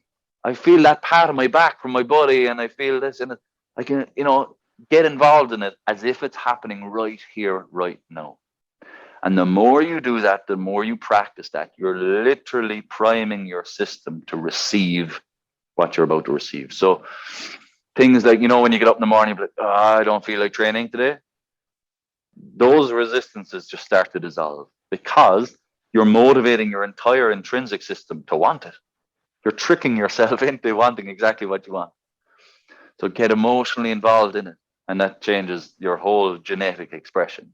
So it gets rid of the, sure, I'll have one more bar of chocolate, or look, I'll just have one more box of cigarettes, and that'll be it. It'll get rid of that kind of stuff that doesn't serve you, because you're emotionally involved in the having of what you actually desire, as if it was here right now. Okay, so if that for you means going back to judo just like you were, or maybe it just means being able to walk pain-free, whatever it is, doesn't matter. Your goal is your goal, but get emotionally involved in the having of it and feel how delicious it feels. And then start to stress yourself out towards that goal, 3 to 7 out of 10, whilst increasing trust and confidence. And maybe you won't get exactly there, but you will get a hell of a lot closer to it. Does that make sense? Yeah. Yeah? Okay. Anybody else?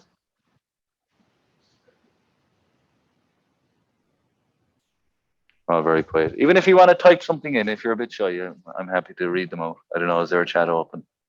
No.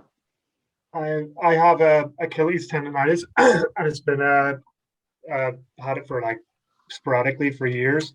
But Yeah. I noticed that actually when it comes down to it, my ankle and calf and the whole complex is tighter on the leg that I get it on. Is there an advice you could give to increase flexibility, or is it a case of stretches and testing the system? Yeah. So first of all, anything with a tendon, the same thing they love is the same thing they hate. The issue is the dosage that they get. So if it's either too much or too little. The thing they love and hate is loading. Yeah. So that's if it's Christmas week and you're doing nothing, and then you decide, okay, I'm going to go running to the same level I was the week before Christmas, which is now no longer a present load, and then you overload it, then you're going to get an inflammation of that tendon. So that's one thing to watch out for, is spikes in your loading or major drops in your loading. When you have a drop, maybe because you go on holiday or whatever, just recognize that when you reload again, you need to reload gradually back to where you were before that holiday. That's one aspect.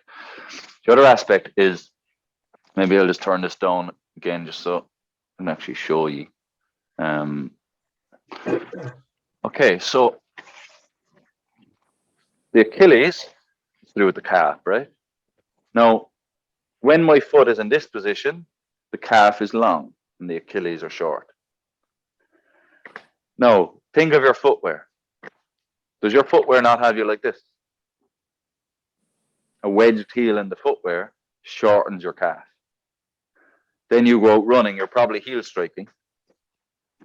Yeah, so that's pissing that off. So being barefoot alone starts to get the calf into a more lengthened position. That's one. Another thing is spending more time with the ankle in a closed position.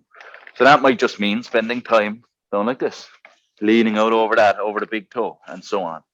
It might mean one of the best movements of all time is spending time in a potty spot. Yeah. You can go on to my YouTube channel, Life at Studio, and I have a video all about the potty spot. I actually also have a video on there all about Achilles and calf pain. And another thing is the big toe. So the ball of our big toe, which we often don't use.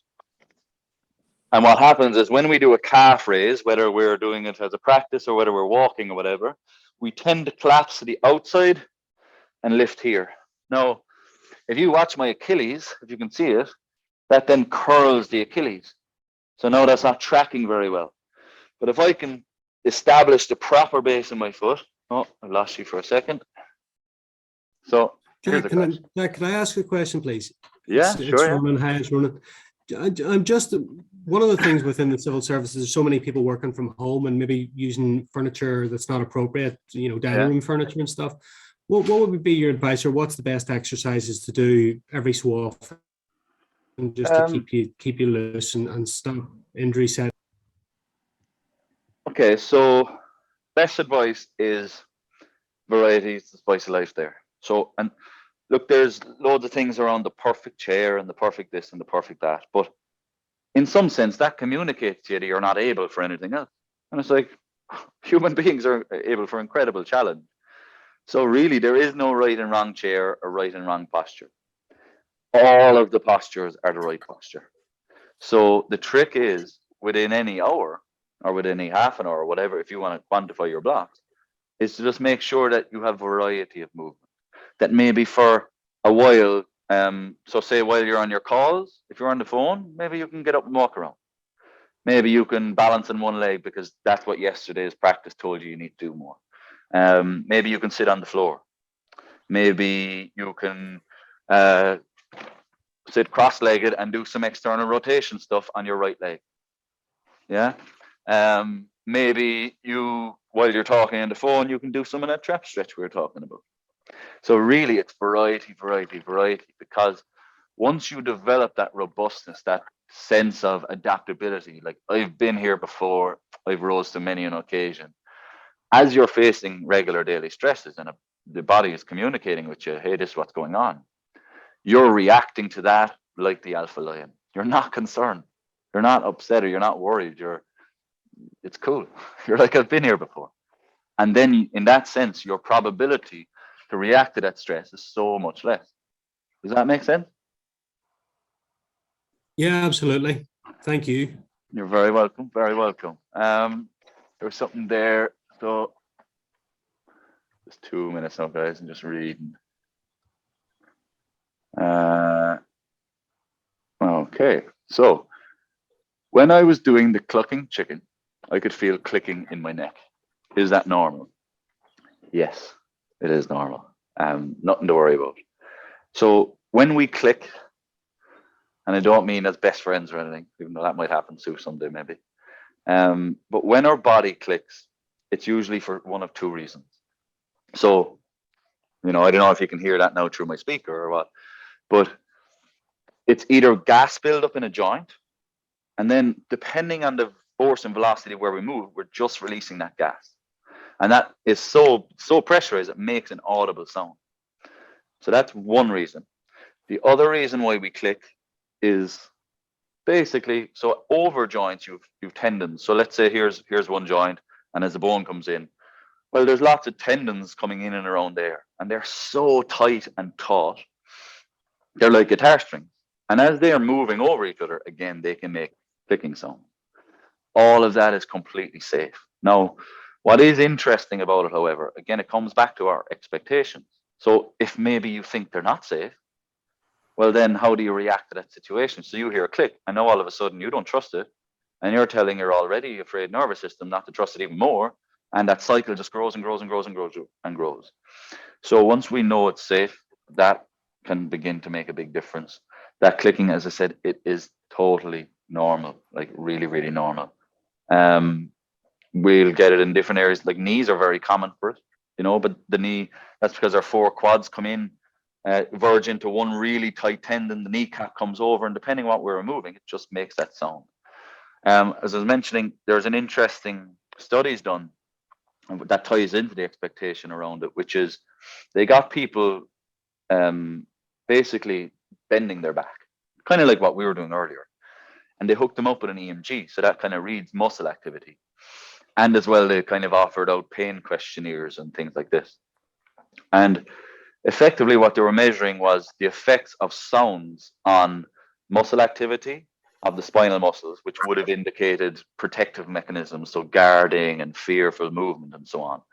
And they were obviously measuring the pain and how people self-reported. And what it turned out was if they played like smooth ocean noises or, really soft, kind of lovely, soothing music or whatever, the muscle activity and all of that was lesser, and the pain reporting was lesser during the same activity. Whereas if they played a creaking door noise or a car crash noise or something like that, again, the muscle activity, the guarding, all of that came on. And it's like, here's a way for you to imagine how that impacts the spine. I mentioned earlier, it's vertebrae, jelly, and so on. So the space between our joints largely affects how well we can move. So I want you all now to make as tight as a fist as you can. Really, really tight as you can. And just grab hold of your wrist with your other fist. Now, keeping that fist tight, I want you to try and move it around in a circle. Now, you might hear a click. Yeah. You might hear a cracking. And maybe after 30 seconds, 2 minutes, something like that, it'll get really sore, really tired, really fatigued. Now, I want you to just relax the fist. So you can either open your hand or just keep a nice relaxed fist and now move it. Feel the difference? And that is a great example of how our fears or expectations, which can be affected by sounds like clicking, how that affects our spine. Now, as well, if we're in that fear or anticipation, that also increases the likelihood for clicking because it increases the tension, the pressure in the gas, which isn't a problem, and it increases the tendon tension. But it's more that the sound can fuel the expectation as opposed to the sound itself actually being a problem. I hope that makes sense to you. I get a cramp at the top of my stomach anytime I bend down.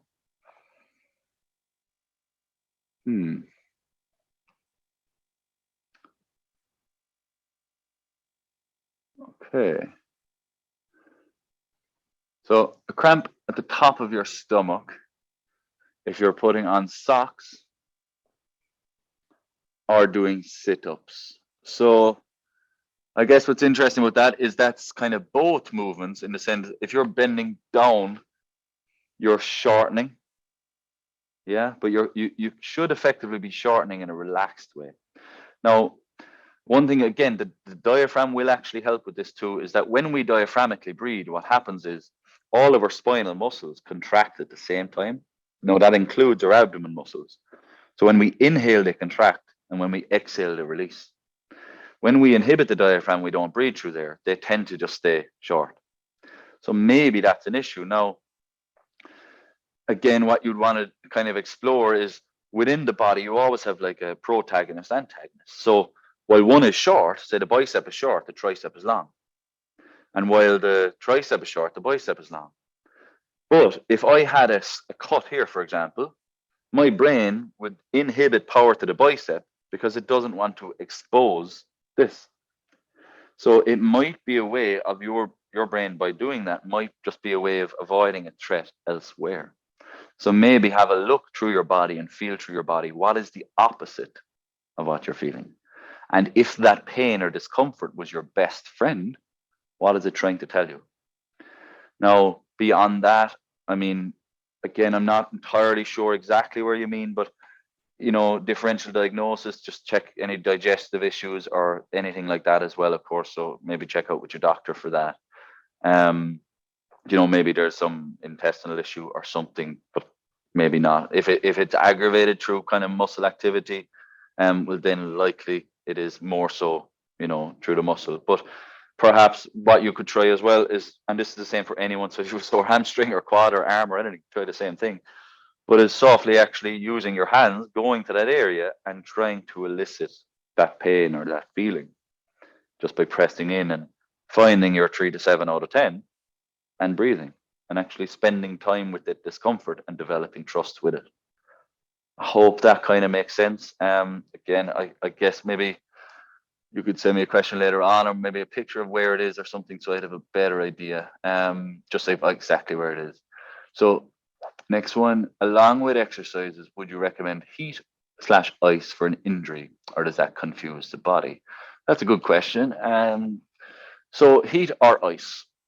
Okay, so in an acute injury, traditionally people use ice, and the good effect of ice, and no, the only thing is we shouldn't really use it. But the good effect of ice is it is an analgesic, so it does help reduce pain. Now it also reduces swelling, but that's where the debate is. Swelling is very important for recovery. So important. Without it, we don't recover.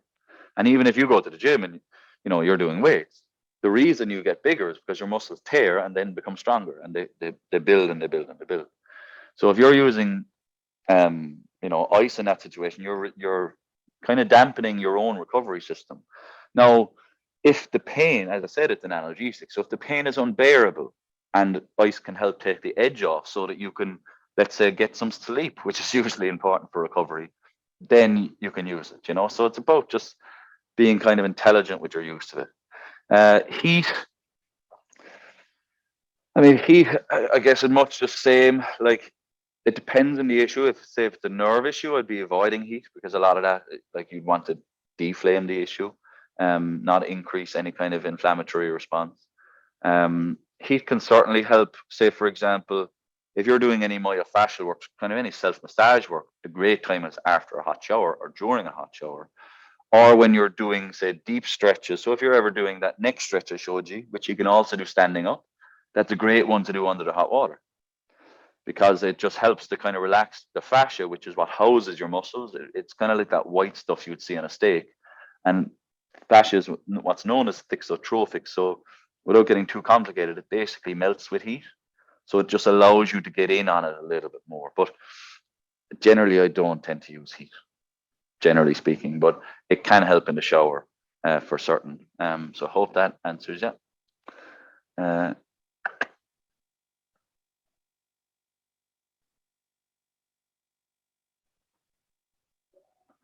Okay.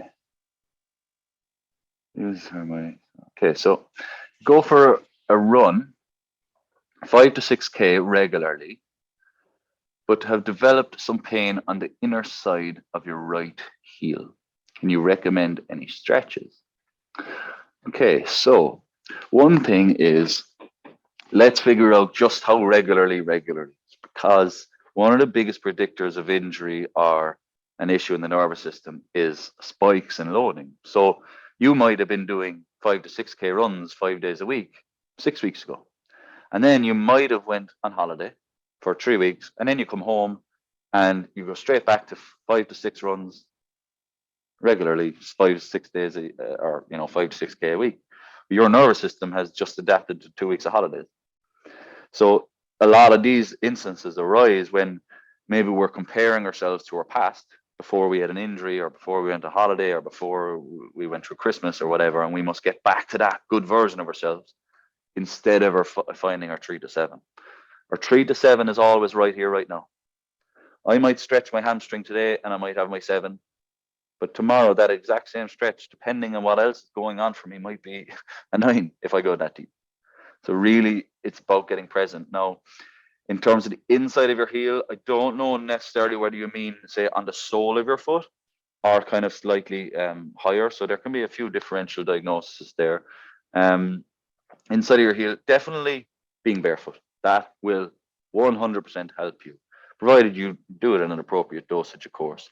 But one major thing for being barefoot as well, it starts to get the arch to actually work.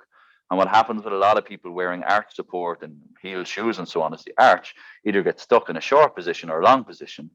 And the fascia, that white stuff on the steak, which is really surrounded in the foot, tends then to get overloaded, but in the same length, whether it's too short or too long, and it's just getting pounded there.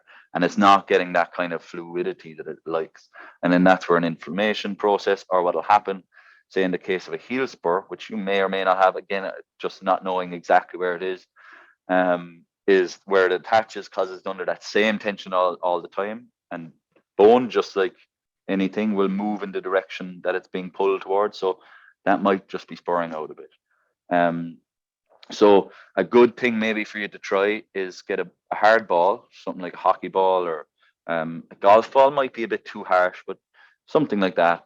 And starting really slowly. I'm just going to get one just to show you. Starting really slowly. No, I'm just going to use my hand because look, it's the same as the foot. So say here's my heel, here are my toes, right? And I'm standing on the ball, and I'm really slowly. The rule here is if you think you're going too slow, go slower. Okay, real slow. And I'm just searching for 3 to 7. And say here I find the 3 to 7. Now I can either step into it heavier as it calms down, because I'm breathing and telling myself lovely things like I'm strong and I'm safe and so on. Or maybe I can just wiggle my foot, or maybe I can use the toes as levers to change the stress. And I constantly do that all around my foot, and I keep getting my foot into different positions and so on. Maybe I should actually just show you with my foot. Look, it's not too far away. As we said, we can adapt, can't we? So, for example, I'm standing. Now, if this is horrifically painful, maybe I can do it from a seated position. I'm just rolling really slow, and here I am, 7 out of 10. I breathe, I relax, I tell myself nice, happy thoughts. Now it's down to a 4. Okay, I might wiggle my toes a bit. Or I might wiggle just through here, and so on, and so on, and so on. But other than that, pick the shoes off you. Really, that will be the best help in the long term for certain. For happy, healthy feet. Like it really does feet. 26 bones, 33 joints, over 100 muscles, ligaments, tendons, 200,000 nerve endings. They're incredible once you unleash them. They really are. But just watch out for spikes in your loading. So if you're going for your 5 to 6K runs, just make sure that those 5 to 6K runs are continuously 3 to 7 out of 10, and not, you're doing them this week and they've been 10 out of 10 because you haven't ran in weeks. Do you know what I mean? So I hope that kind of makes sense from a loading perspective. Okay.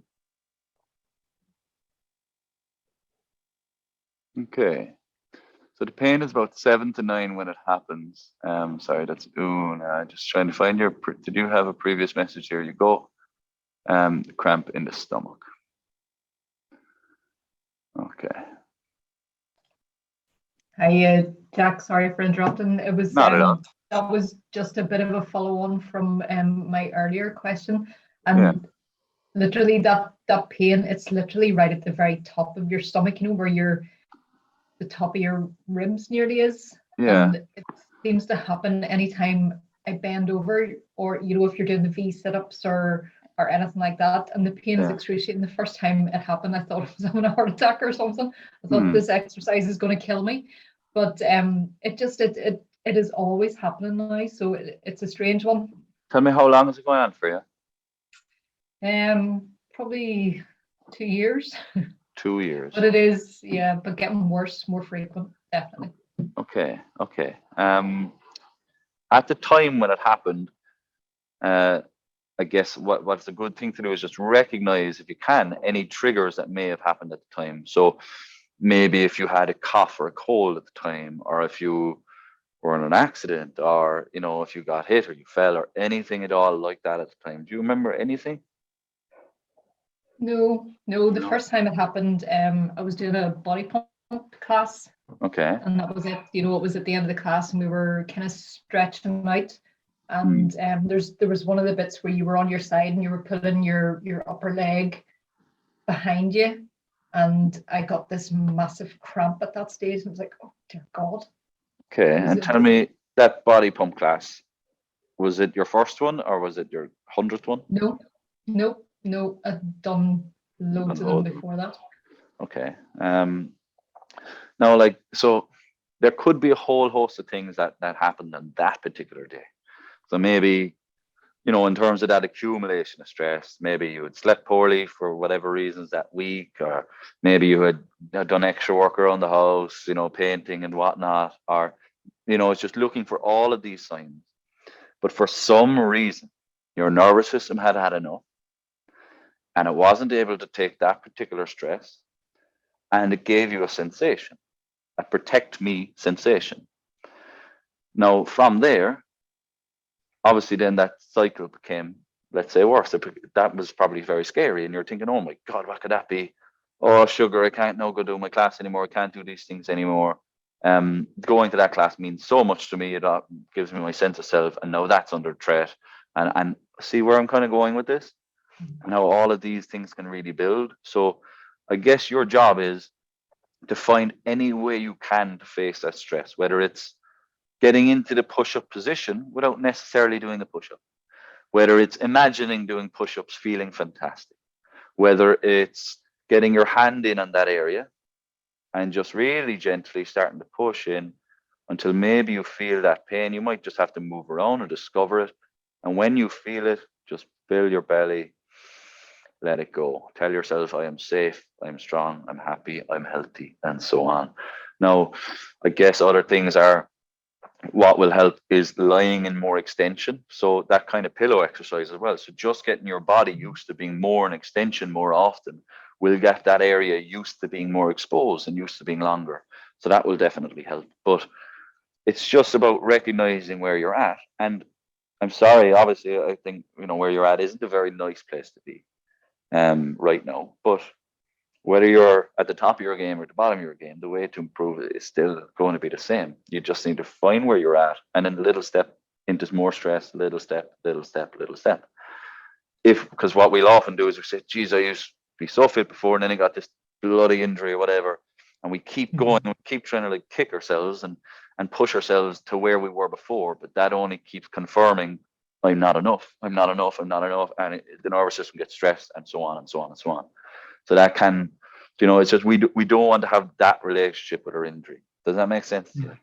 Yeah, absolutely. Yeah.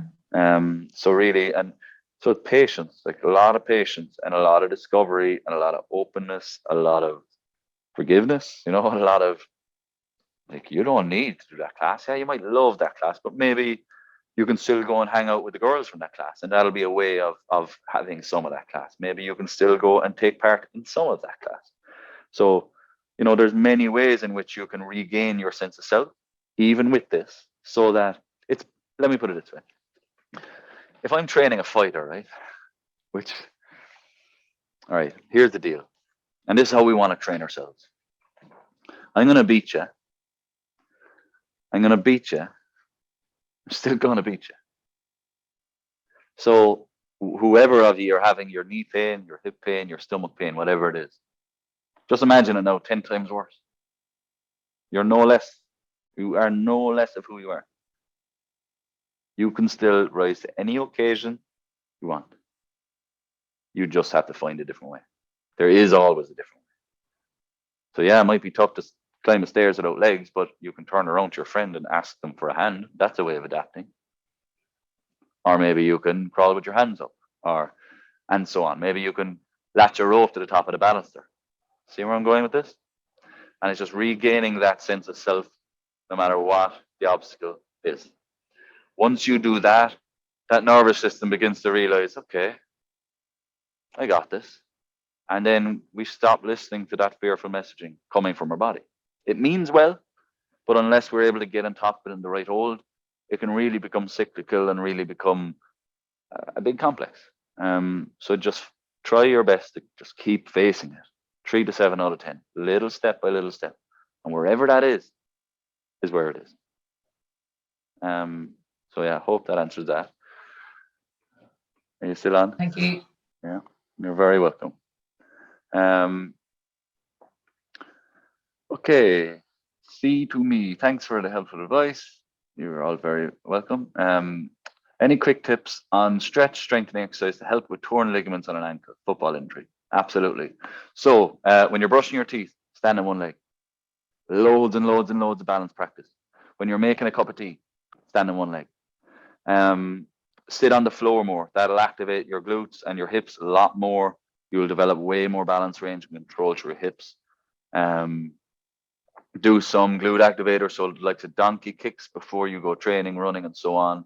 A good way to do is that, like, clinch your bum cheeks and kick back your leg, so you're activating glute before hamstring.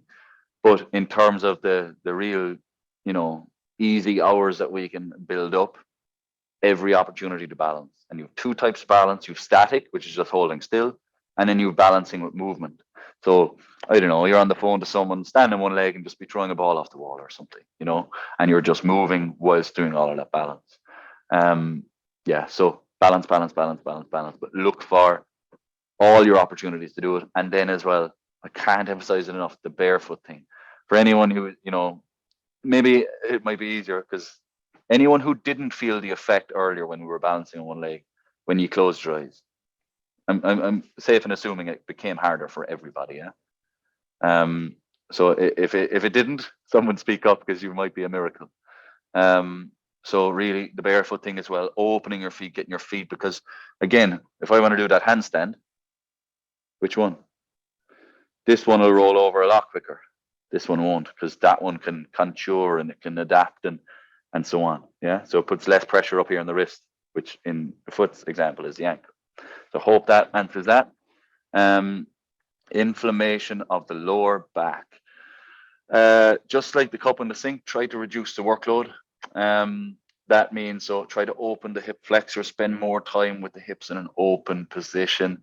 Try to get that diaphragm going. Do loads of those domino rolls with the diaphragm going.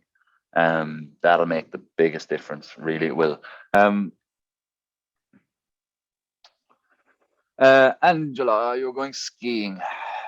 I hope you have room in your suitcase for me.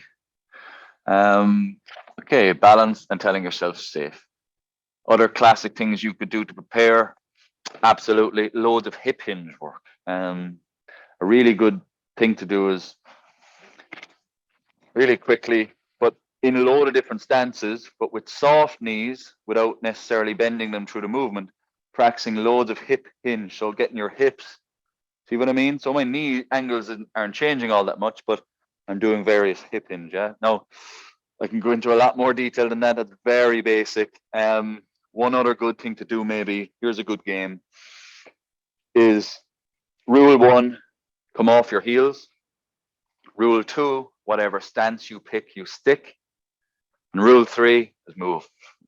Like literally, if you move your finger, it has an effect. If you move absolutely any way at all, yeah, from there that develops real, what's known as bamboo strength through your legs. So strength in all varieties of angles. Yeah. So I might do it in that stance, this stance, this stance, and so on. But rule 1, heels off the ground. Rule 2, whatever stance you pick, you stick. So none of this. And then rule 3 is move. See what you can do. Explore. That's a really good leg strengthener. Painful frozen shoulder.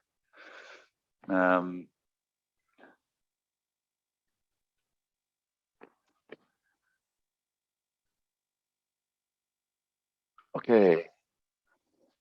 For the frozen shoulder, you train 3 to 4 times a week, free weights, but try to avoid lifting overhead.